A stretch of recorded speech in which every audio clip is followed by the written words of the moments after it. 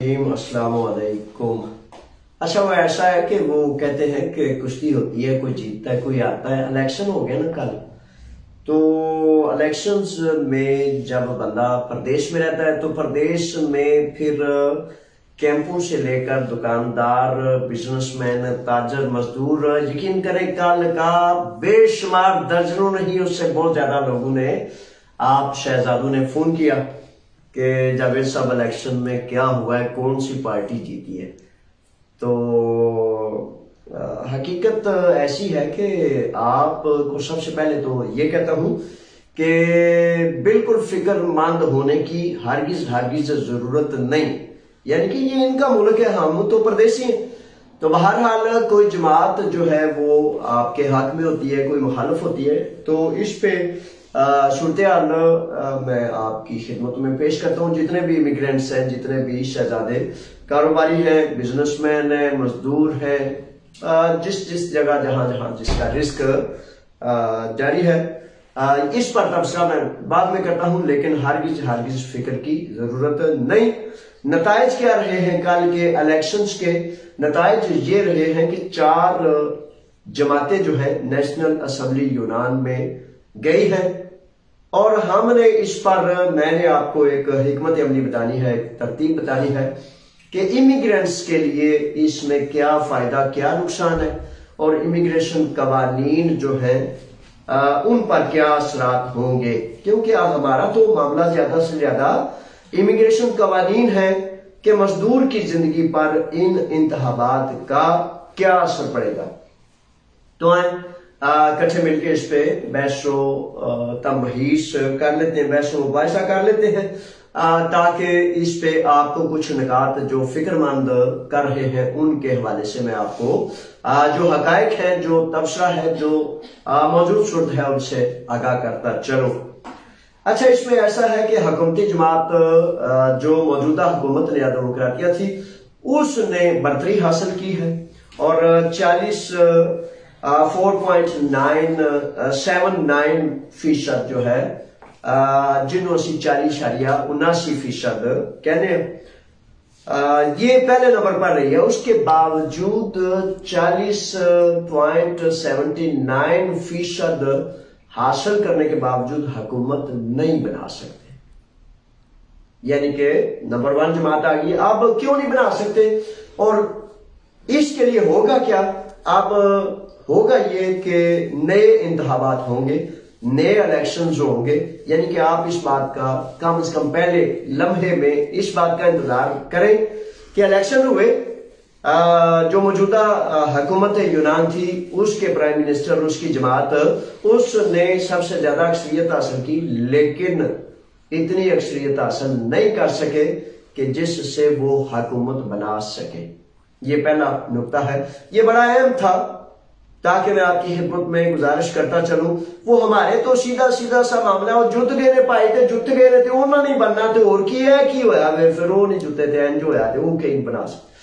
असल में यहां कानून ये है, कानून कहता है कि किसी जमात को अपनी हुकूमत बनाने के लिए 151 जो है नेशनल असेंबली के अराकीन चाहिए, और अगर उनके पास 151 अराकीन नहीं तो फिर जो मौजूदा हुकूमत यूनान के प्रेसिडेंट है वो 2nd नंबर पर आने वाली जो जमात है उसको कहते हैं कि 2nd नंबर पर दूसरी जमात सबसे बड़ी जो आई है वो सीरिजा है, अलेक्सी चिपरा है।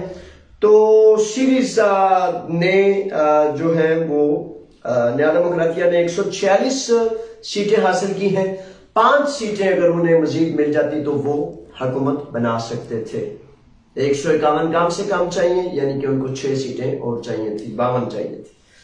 तो दूसरे नंबर पर सीरिजा सबसे बड़ी जमात ठहरी है। सीरिजा का हकीकत ये है कि वो मैंडेट या वो उनका जो ख्याल था वो नहीं हो सका, जिसकी वजह से 71 सीटें सीरिजा को मिली है।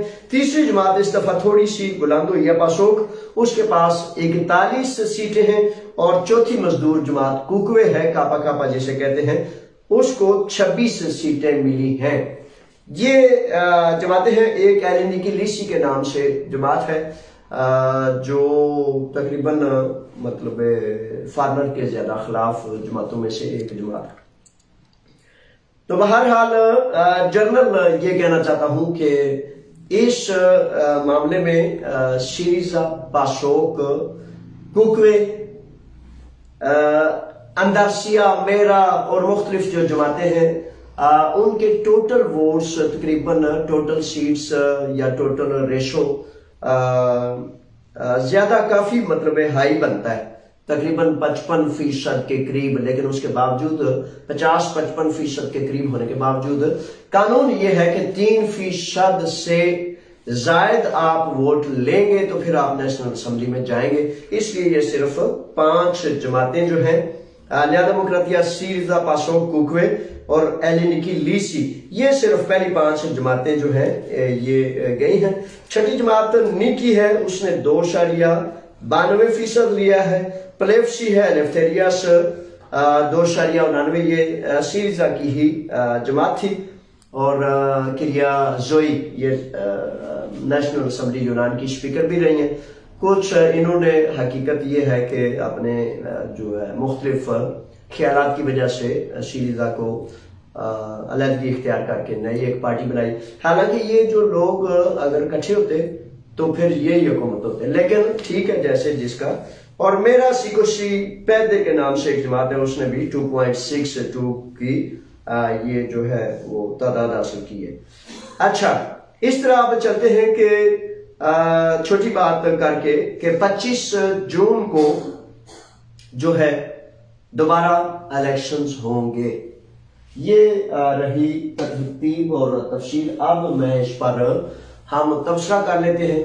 बड़ा जरूरी है प्रदेश में हालात हादरा में ये जानना बड़ा जरूरी है, जहां हमने ये जानना है कि वीजे कैसे लगेंगे, उनका मतलब टाइम कितना लगता है, कितनी मुद्दत का वीजा है और किस किस शोबे में वीजे लग सकते हैं। वहां मेरे बच्चों ये जानना भी बड़ा जरूरी है। वो बारिश बादल हो, अंधेरी चखड़ो, तो तूफान से बचने के लिए अगर थोड़ा सा पहले पता लग जाए तो ये बड़ी दानाई, बड़ी अकल और बड़ी मतलब नफे की बात होती है कि बंदा उस तूफान से आगाह हो गया और उसने अपनी सेफ्टी का बंदोबस्त कर लिया। इसलिए बहुत जरूरी है कि सिर्फ और सिर्फ वीजों के बारे में ना जाने, आपके इर्द गिर्द सराउंडिंग्स में जो कुछ चल रहे होते हैं हालात, उनको जानना भी आपके लिए बहुत ज्यादा जरूरी और फायदामंद है। तो जान लीजिए कि 2 बुनियादी नुकते हैं कि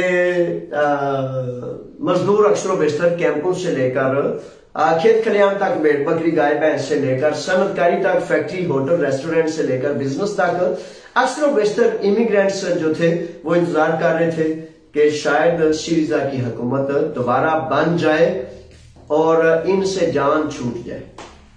लेकिन मुल्कों के मामला ऐसे ही होते हैं जैसे कौमें चाहती हैं। जैसे कौमों के हवाले से बैकग्राउंड, जमहूरियत का जैसे एक बैकग्राउंड है, उसके हवाले से भी बताता हूं। तो उसके हवाले से न्या डेमोक्रेटिया जो है वो नंबर 1 पर जमात गई और नहीं बना सकी। अच्छा, अब ये क्यों नहीं बना सकी? फिर दोबारा गुजारिश करता हूं कि 151 कम से कम सीटें चाहिए थी, तो वो हदफ पूरा नहीं हुआ। अब 25 जून को दोबारा यूनान के प्राइम मिनिस्टर के, यूनान की हुकूमत के आम इंतखाबात होंगे। उस जमात में जो जमात आगे जाएगी उसको यूनान की हुकूमत की जिम्मेदारियां सौंपी जाएंगी। ये हो गया। अच्छा, अब इसमें कहने की बात यह है कि आप इमिग्रेंट्स, चाहे आप कैंपों में हैं, चाहे आप मजदूर खेत खलियान, भेड़ बकरी गाय भैंस, सनत रेस्टोरेंट बिजनेस में हैं, तो एक ख्याल किया जाता है कि यार ये तो बड़ा गलत हो गया कि ये तो इमिग्रेंट्स के बड़े खिलाफ है। मैं आपको यहां तसल्ली और तशफ़ी के लिए वो हकायक आपके सामने लाना चाहता हूं कि जिससे आपकी बेचैनी इंशाल्लाह खत्म हो जानी चाहिए। 2 नुकात है। एक नुकता यह है कि हाँ, पिछले 6 माह 7 माह से मुसलसल स्कूबा गिरफ्तारियां, मुख्तलिफ डिपोर्ट, कैंपों में सजाएं, बहुत ज्यादा मुख्तलिफ मामला मसाइल जो मजदूर को टाइट से टाइट करते जा रहे थे, दुकानदार, बिजनेसमैन अमोनिया बाजार से लेकर अखनौर तक सारे बेचारे राह देख रहे थे कि कब ये हुकूमत जाए और ये सख्ती काम हो।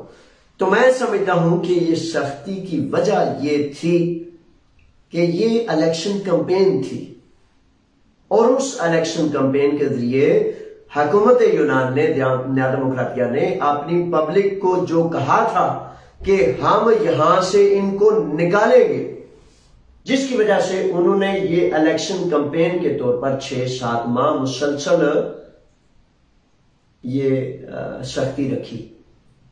अब इंशाल्लाह फजल ताला मुझे यकीन है कि अल्लाह ने चाहा तो इलेक्शंस के बाद मैं जाती तौर पर देख रहा हूं जो हालात है, जो वाकयात है, जो मामलात हैं, तो उनको मैं देख रहा हूं कि ये सारी सख्तियां इंशाल्लाह फजल ताला खत्म कर दी जाएंगी। क्यों?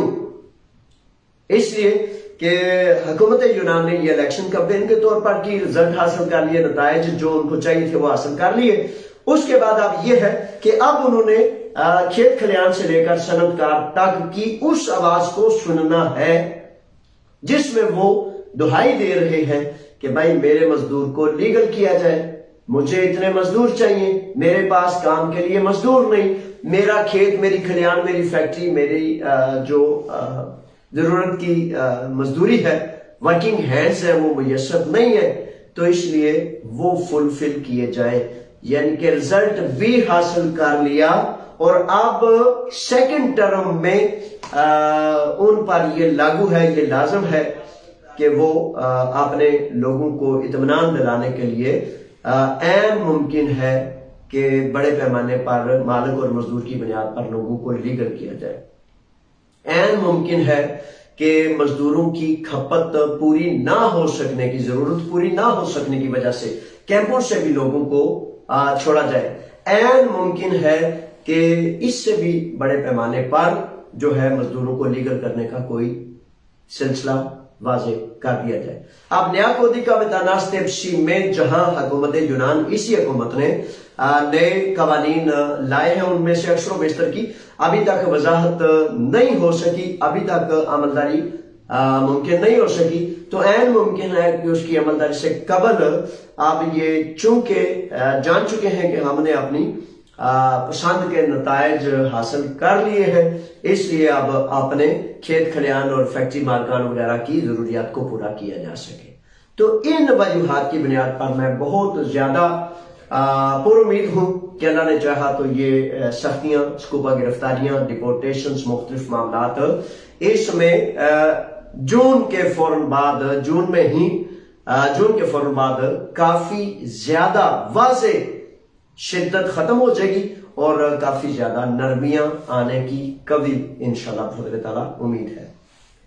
अच्छा, अब ये तो एक तबसरा था जो मैंने जो देखता हूं, जो उसमें सिस्टम में, निजाम में रहते हुए जो आपके लिए फायदेमंद और जरूरी समझता हूं आपकी खिदमत में पेश कर दिया। अच्छा, अब जमहूरियत के हवाले से बताता चलूं 2-4 अल्फाज।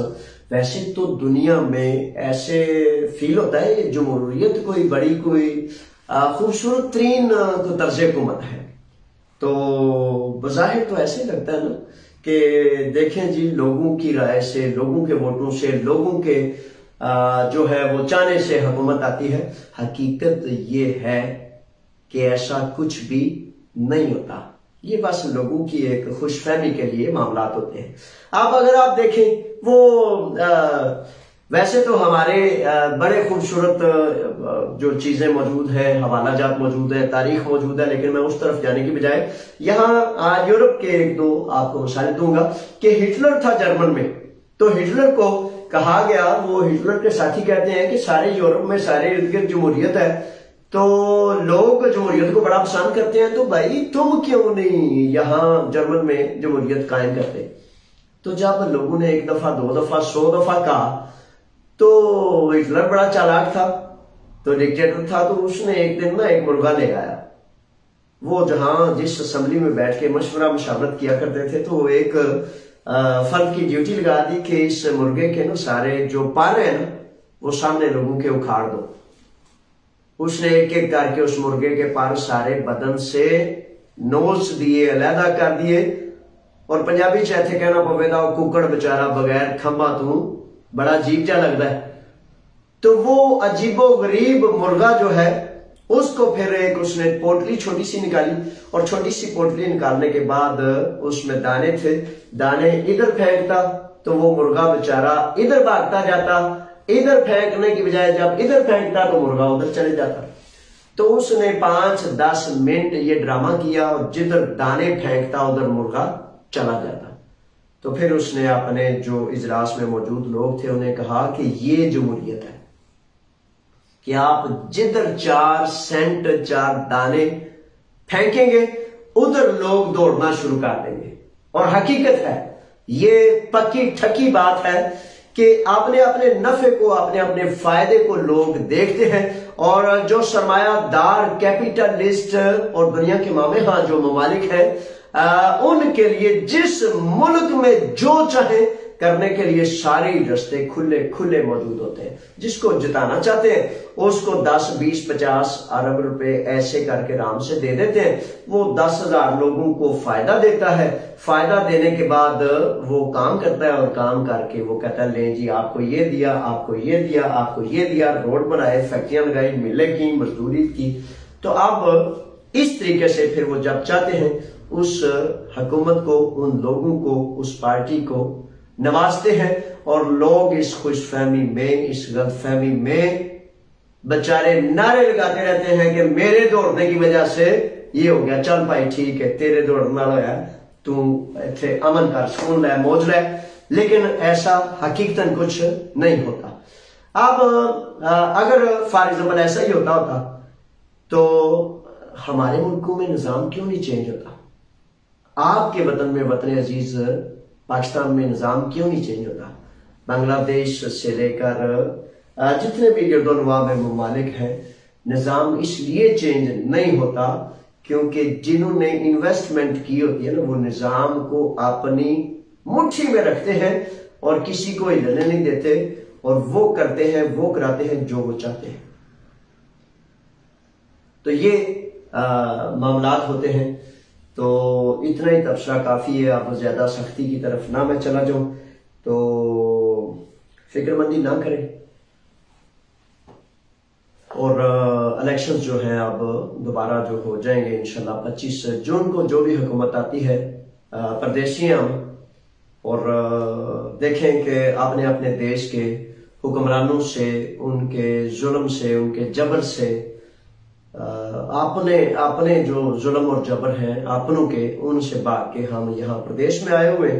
और हकीकत ये है कि तीसरे मुल्क के शहरी होने के बावजूद बिल्कुल छोटी और कम कीमत जिंदगी बसर करने के बावजूद, कम से कम ये है कि आप जब छोटे छोटे पैमानों पर देखते हैं, इखलाकियात से लेकर, इंसानियात से लेकर, अदल से लेकर, जो आपको आपके अपने वतन में मुयस्सर नहीं होता, यहां मुयस्सर होता है।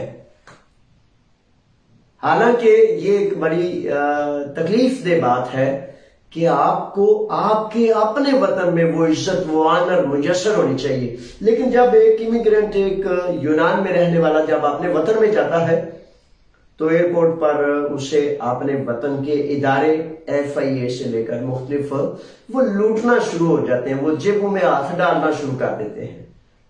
तो बहरहाल अल्लाह ताला हमें अपनी पनाह अता फरमाए। हाँ, कौमें बहुत बड़ी ताकत होती है, आम फर्द बहुत बड़ी ताकत होता है, लेकिन उसके लिए अपना हक हासिल करने के लिए बहुत बड़ी कुर्बानी देनी पड़ती है। अगर वो कुर्बानी देंगे तो कुर्बानी का वाहिद मकसद, महवर एक हो कि अल्लाह की रजा के लिए, अदल के लिए, इंसानियत के लिए, अल्लाह और अल्लाह के रसूल के हुक्म के लिए मैं अपनी जान भी वार दूंगा, फिर तो बनता है उसका नतीजा, नतायज सब कुछ मिल सकता है। लेकिन खुदा के वास्ते किसी इंसान के लिए, किसी इंसानी कानून के लिए अपनी जिंदगियों को मत लगाना। लीजिए जनाब, ये थी वो बातें जो मैंने कहा कि बार बार सारे साथी पूछ रहे हैं, नताइज के वाले से तो खिदमत में पेश कर दूं।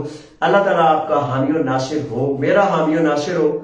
मेरे बच्चों को गुजारिश ये है कि बड़े सारे मैंने ना नेक नियत पाकीज़ा अच्छे लोग देखे हैं, तो उनकी एक कोताही अपनी कह लें, अपने जो माशरती कोताही है कि हम नेकी भी करते हैं और बदी में भी हम उतना ही पांव रखते हैं। तो ये पहले तो दो टोक जान लें कि अगर आपने बद नस्ले किसी फर्द से भी उतनी मोहब्बत की जितनी आपने अल्लाह के बंदों से की, तो फिर आप हरगिज अपने आप को खुशफहमी में ना रखिएगा। वो कहते हैं ना, सजदा खुदा को भी इबलीस से भी दोस्ती। बता सजदों की वो जो है वो नेकी का मामला वो किससे मांगेगा, किससे तलब करेगा। तो गुजारिश ये है कि एक रंग इख्तियार कर लें। अगर आप दुनियादार हैं, दुनिया आपको अच्छी लगती है, प्यारी लगती है, तो फिर आप दुनियादार बन जाएं। और अगर आपको अल्लाह और अल्लाह के रसूल के हुक्म प्यारे लगते हैं तो फिर ये जान लीजिए कि आपका नफा, आपका नुकसान सिर्फ उस मुकद्दर नसीब के तहत आपको मिलना है जो खुदा ने बनाया। सारी दुनिया मिलके आपका मुकद्दर नसीब चेंज नहीं कर सकती। हलाल खाने की बराए मेहरबानी पूरी कोशिश करें। अगर आप मुसलमान हैं, ला इलाहा इल्लल्लाह मुहम्मद रसूलुल्लाह पर यकीन करते हैं, यकीन करें, तहकीक करें ना, तो वो ये मुमकिन नहीं हो पाता कि बंदा हलाल खाए। वो कहता है मेरे भाई ने, दुकानदार ने कहा है हलाल है। एक मुसलमान अक्सर बेशतर हुज्जत बनाई हुई है ना कि मुसलमान भाई जब आपको कहता है हलाल है तो फिर हलाल है। या तो ये कि भाई मैं खाता हूं, जो भी आ जाए खाता हूं। अगर आप मेरे बच्चों हलाल नहीं खाएंगे तो 40 दिन की मकबूल इबादत अल्लाह और अल्लाह के रसूल के हुक्म के मुताबिक आपकी जाया और बर्बाद हो जाएगी।